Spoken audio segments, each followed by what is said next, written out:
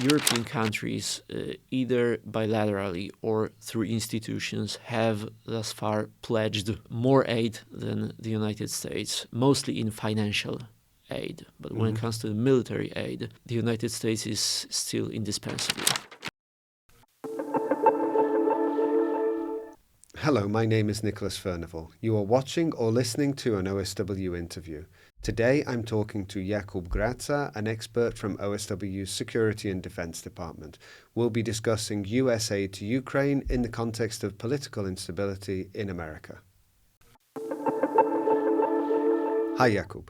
Hello, good morning. We want to discuss US aid to Ukraine. We've heard that at the moment it's been frozen. Could you explain the extent to which this is true and why it's on hold? The United States has thus far adopted, the Congress, which wields the power of the purse, has thus far adopted 4 major aid packages for Ukraine in amount of over $100 billion. When it comes to military aid, it amounts to over $60 billion out of those over $100 billion. Right now, the United States has nearly expired all of the possibilities of supporting Ukraine primarily with military aid. All it has left is a few, more or less between $4 and $5 billion of the so-called Presidential Drawdown Authority. So Presidential Drawdown Authority is an initiative or a mechanism that allows the President of the United States to pull weaponry and equipment directly from U.S. stockpiles of the U.S. Department of Defense. So all it has left is between $4 and $5 billion of that aid. And we're waiting currently for Congress and mainly for House of Representatives to act on a next aid for Ukraine. President Biden has requested over $100 billion, a supplemental package of over $100 billion for the upcoming year, for the whole of the year. With Congress, it consists of an aid for Ukraine, an aid for Israel, Taiwan, plus funding for border security, plus funding for naval shipbuilding. So this is a joint package for multiple objectives. But the House of Representatives, under the new Speaker Mike Johnson, is about to has already split this request into several pieces. So the first thing that current Speaker wants to concentrate on is an aid for Israel. It should go, according to him, it should go separately, and Ukraine should be It should go separately means more quickly. More quickly, yeah. So this is the highest priority for the current speaker. The aid for Israel is the highest priority for now. He has said that Ukraine will come next in a short order, and that Ukraine aid will be lashed with funding for border security in a separate draft bill. So the aid for Ukraine is on hold in the sense that the Congress has thus far not approved any other package for Ukraine, with the exception of those 4 packages that have been approved thus far, but they are nearly expired. Why has it taken so long for them to approve this package? What's been happening in the House of Representatives? The House of Representatives has found itself in the state of a complete disarray over the past couple of weeks. So 2 weeks ago, a new speaker was elected. And before the new speaker was elected, there were a few weeks of a complete disarray of the House and mainly of the Republican Party at the hands of a handful of hardliners, of far-right Republicans, who practically held hostage the whole chamber. It's not enough to have a majority in the House of Representatives in favor of Ukraine. We need to have majority of the majority.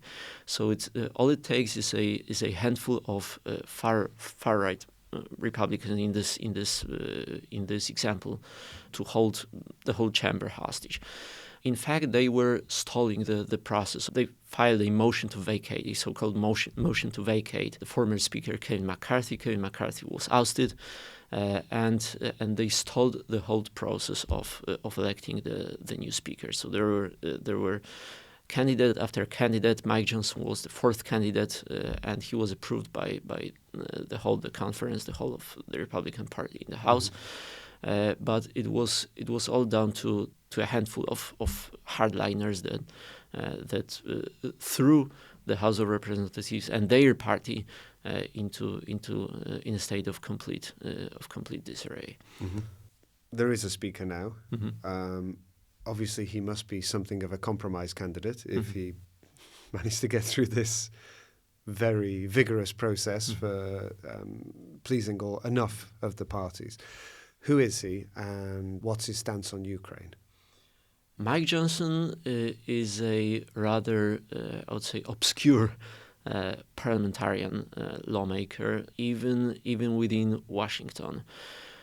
Although he started his career in the House of Representatives in 2017. Then, at that time, he was elected a lawmaker, a representative of Louisiana. He was not well known until he was elected speaker, although he's still an incumbent chair of the House conference, House Republican Conference, and he used to be the chair of the Republican Study Committee, a big caucus within the House of Representatives. But he's a member of the Freedom Caucus, so the far right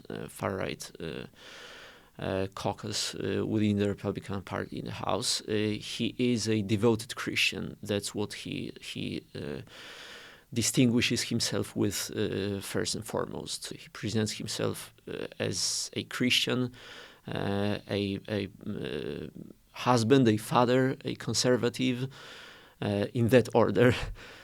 So faith is what he primarily distinguishes himself with, and he puts it front and center. He is also a free marketer. He is also a conservative, so a social conservative too. So, and when it comes to Ukraine, thus far his past standing on Ukraine didn't bode well for the future aid for this country, because he usually voted against initiatives for Ukraine in the House. But recently he has a little bit mended his narrative. Right now he seems supportive of a future aid for Ukraine, but under certain conditions. When he met Joe Biden a week ago, or more than a week ago, right after he was elected speaker, he conveyed to him a report put together by Congressman Mike Garcia from California. The report includes 12 questions to the Biden administration that the administration, according to House Republicans, should provide an answer to, so that any further discussion on a further aid for Ukraine would be possible. So first and foremost, they are requiring a clear answer on a strategy and to win the war in Ukraine, on an exit strategy, and how the Biden administration conceives of an exit strategy in this meaning is stopping sending aid to Ukraine, because there are no American boots on the ground in Ukraine. There are none. Yes, exactly. So they are basically requiring that the administration provide with a clear answer on what the U.S. strategy with regards to Ukraine is, what the exit strategy is, so how long the conflict could last, what sort of weapons the U.S. could potentially provide so that Ukraine would prevail in a short order or within a foreseeable future.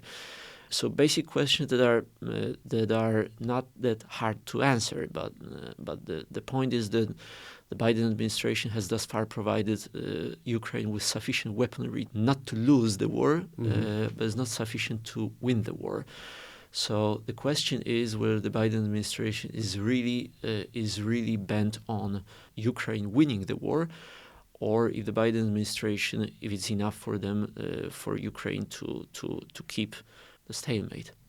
Because the stalemate finally may lead to a situation where both sides will feel that it's incumbent upon them to sit to a negotiating table. Perhaps the Biden administration is now in the defensive because, but they can very quickly leave the defensive lines and switch to the offensive by presenting a clear strategy and providing Ukraine with enough weaponry to win this war within in the foreseeable future, within a year or year and a half, let's say so. And what's the timeline for when we learn about this future timeline for winning the war or for keeping the stalemate? When will we know what the decision is from the United States for sending aid to Ukraine? It's hard to say because what the current state of affairs consists in is that the House has a new speaker. The speaker was elected 2 weeks ago. The speaker has thus far, the House of Representatives has, over the past 2 weeks, has adopted a bill for with an aid for Israel. But this bill is doomed to fail in the Senate because the Senate wants to combine Israel with Ukraine and with other objectives. So the question is, Mike Johnson said that Ukraine would come in short order. Ukraine would come next. But the question is, what will House Republicans do if the bill for Israel, which is a priority, a high priority for them, will fail in the Senate? Will they file a bill for Ukraine or will they not? That's the question to which we don't know the answer. We don't know the answer to so. There is the House of Representatives, which is split. How Republicans in the House are divided. There is the Senate, which is highly supportive of Ukraine on both sides of the aisle. There is the White House, which is highly supportive of Ukraine. But all of these three parts of the government, of the U.S. government, have different views, different conceptions when it comes to the aid for Ukraine. And on top of that, on November 17th, the funding for the federal government is going to lapse. So before November 17th, at least the House of at least Congress and the White House should adopt either a further continuing resolution or a full-fledged budget for the whole year, so that to avert a shutdown. So we don't know how long it will last. It may take weeks. It may take months. I would like to ask, because you said the USA to Ukraine is in the tens of billions, but it's not the only donor to Ukraine. So the other donors, for example, the European ones, what is the scale of their aid compared to the American aid?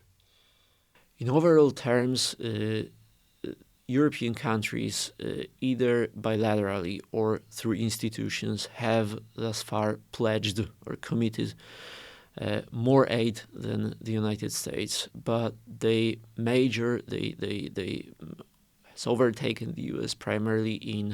mostly in financial aid. But when it comes to the military aid, the United States is still indispensable. The United States is leading by a lot when it comes to the military aid, and what's more, the United States is capable of providing Ukraine with different sort of weaponry on a short notice, unlike Europe, which doesn't have enough of stockpiles of ammunition. Let's say the European Union, so European countries are also extremely vital when it comes to the aid for Ukraine, but in terms of military aid, without the United States, Ukraine will not be able to prevail. And how long does Ukraine have? So without the United States, it will not be able to prevail, but would it be able to hold on at all? What would be the darkest scenario? Well, the darkest scenario is a defeat inflicted upon Ukraine by Russia. And the conquest of Ukraine in its entirety. So that's the darkest scenario. with the exception of the potential use of atomic weapons, but that's another story. But the darkest scenario is that Russia win the war and conquer the whole of the Ukraine. How long would Ukraine be able to last without the future aid from the US? It's hard to say. Maybe weeks, maybe months, but most likely they will run out of ammunition very quickly. Mm-hmm. Ukrainian defense industrial sector is on the rise, but it's not enough to prevail over Russia without support from abroad. So it's extremely vital that Congress act quickly. The more quickly it acts, the better. The U.S. is now concentrating on smaller aid packages for Ukraine in order to stretch out, as the White House press secretary said, in order to stretch out the possibility of supporting Ukraine over a longer period of time. But it may take weeks, a couple of weeks, or a bit more until the current pipeline, the current funding for Ukraine expires. So it's extremely vital that Congress act as quickly as it is possible. Okay. Thank you very much. Thank Jakub. you too. Thank you too. Thank you for watching this OSW interview. If you enjoyed it, please like and subscribe to keep up to date with all future content.